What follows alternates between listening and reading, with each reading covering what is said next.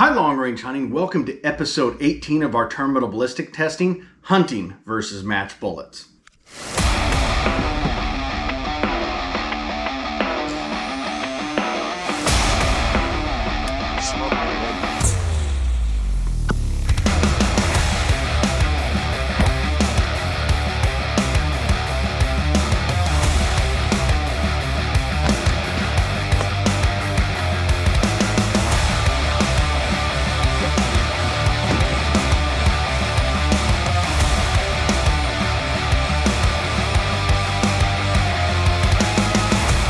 Now welcome back again. Today is by request, and that is revisiting the A-tips, this time in a 6mm. Now this is a 6mm Creedmoor, very good gun setup, low recoiling, great selection of bullets, especially with the competition guys out there. It opens up a lot of windows on bullet selection, and more people are realizing that bullet performance actually matters, not the cartridge itself. And so a lot of guys are understanding you can use smaller cartridges with better bullets and get better performance. So I'm getting a lot of requests for stuff with the 6mm. Now this is a whitetail deer high shoulder shot setup. I didn't have a whitetail deer shoulder, so I ended up using a piece of elk shoulder that was sent to me by my friend Paul. Thank you again for that. But quite honestly, there's not a whole lot of difference in shoulders as far as whitetail deer to elk. You do get it wider, but again, the width has no factor. It's the depth of penetration, and honestly, they're very thin, both of them, and there's not a whole lot of difference. I'm gonna let you go to the videos and watch the slow motion and everything, and then we'll break it down. All right, we're replicating a high shoulder shot. We got a piece of shoulder. We got meat on there and hide with the correct gel for a whitetail deer. Let's get to it.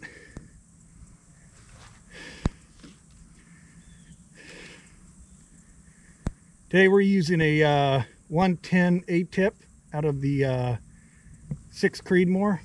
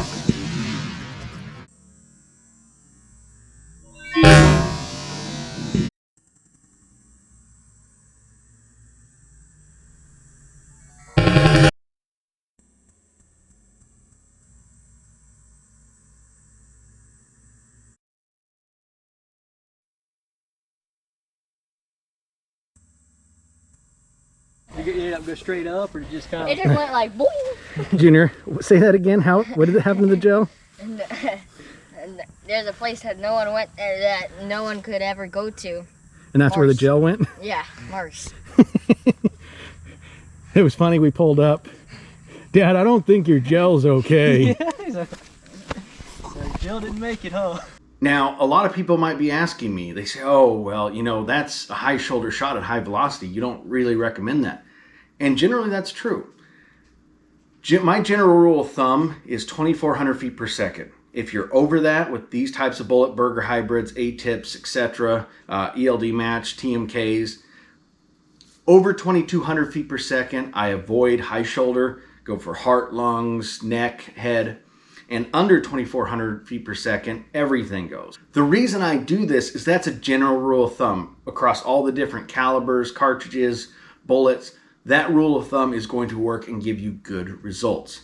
However, when you dive into the advanced part of it, you can get more picky and understand that you can actually tweak that and even go higher. This was a 100-yard shot with an impact velocity around 2,900 feet per second. We're using a 110 grain A-tip bullet. Now, how is that possible when I don't recommend that for larger diameters? Well, very simply, anybody who has done testing or has anything to do with body armor You know how to defeat armor is small diameter and speed. And that's exactly what this is. Everybody knows me and knows my wonderful drawings, and you're getting another one. So what we're looking at here is 2 bullets. Now, this would replicate something like a 308. You have a wider, shorter, fatter bullet. And then you have a 6mm, which is a smaller diameter and longer. And so what's going to translate is you're getting more surface connection here. More of that projectile, I'm going to remove this now, is actually connecting with the media or, you know, the hide, etc. And so you have more surface area. It's a shorter projectile. And so what happens with these types of bullets is they're going to expand, and any bullet will do this with enough force. What these bullets do is they expand, and then eventually they're going to run out of room, and that's where people say they blow up. They really didn't. You had too high of an impact velocity for that particular setup and too much impact resistance, and the bullet just basically expanded until there was no bullet left. Basically like this. It almost looks like a pedal. But the advantage you get with the smaller diameter is you can go through stuff. It's not going to expand as rapidly, and the longer the bullet is, the more bullet you have to smash in. And so frankly speaking, this is a 308 with a 168 grain ELD match. This bullet is shorter, it's fatter, it's going to expand more just due to the diameter, that more surface connection.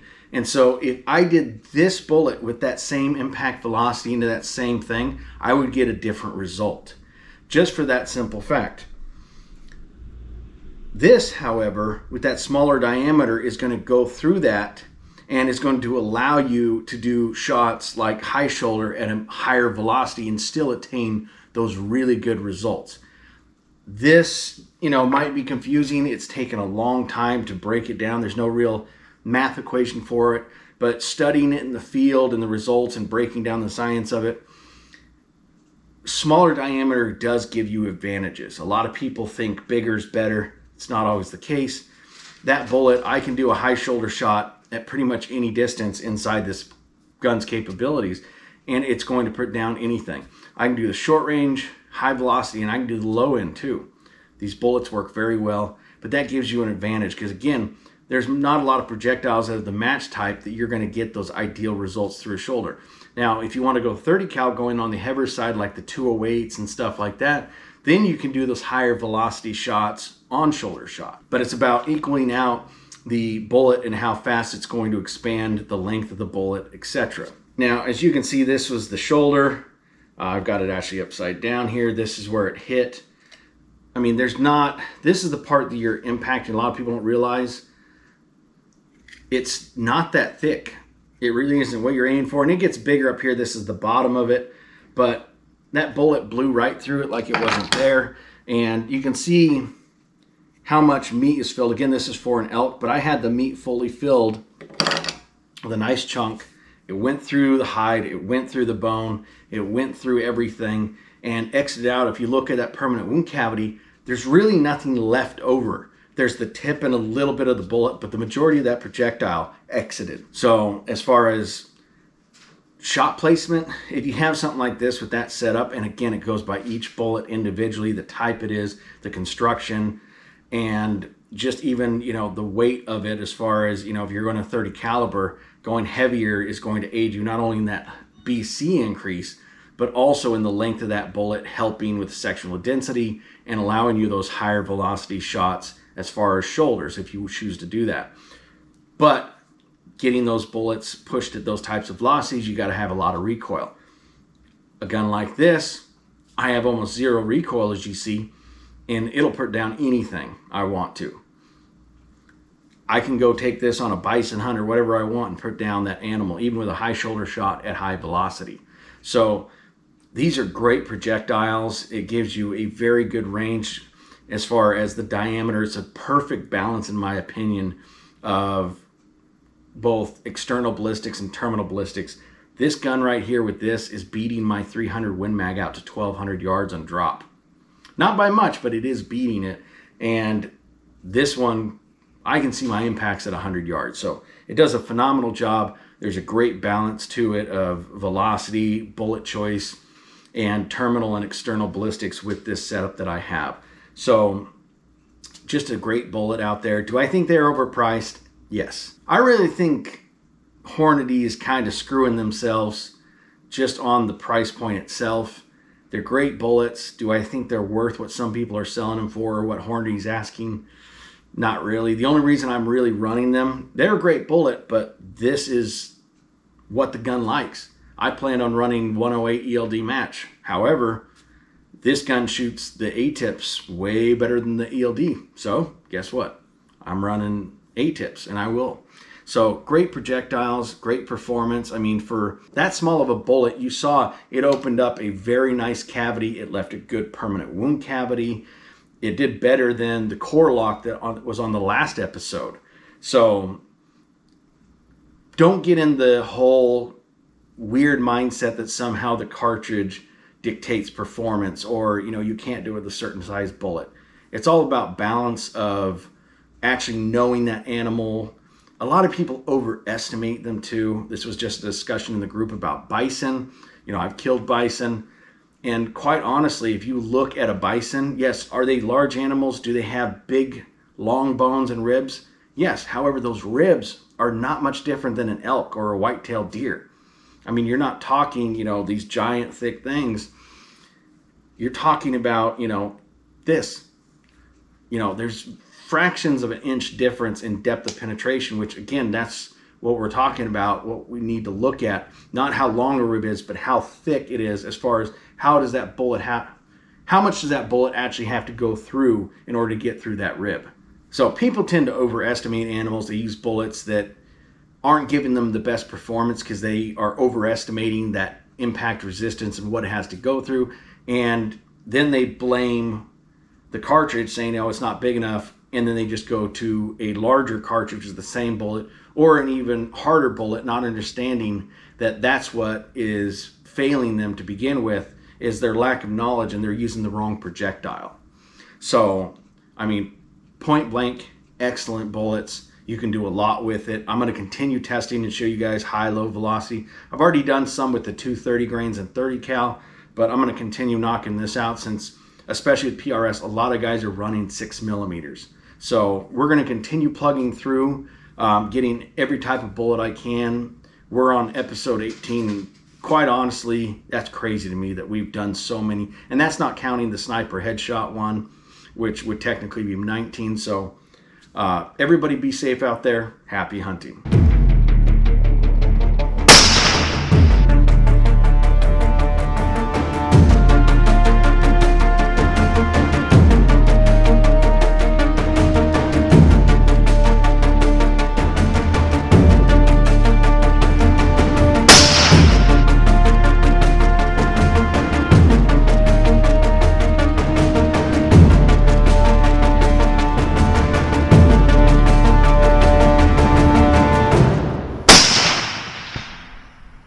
Not that hard, people. Hope you enjoyed this video. Make sure to hit that like button, hit that subscribe button, and turn on notification bell so you won't miss out on any future video. And happy hunting.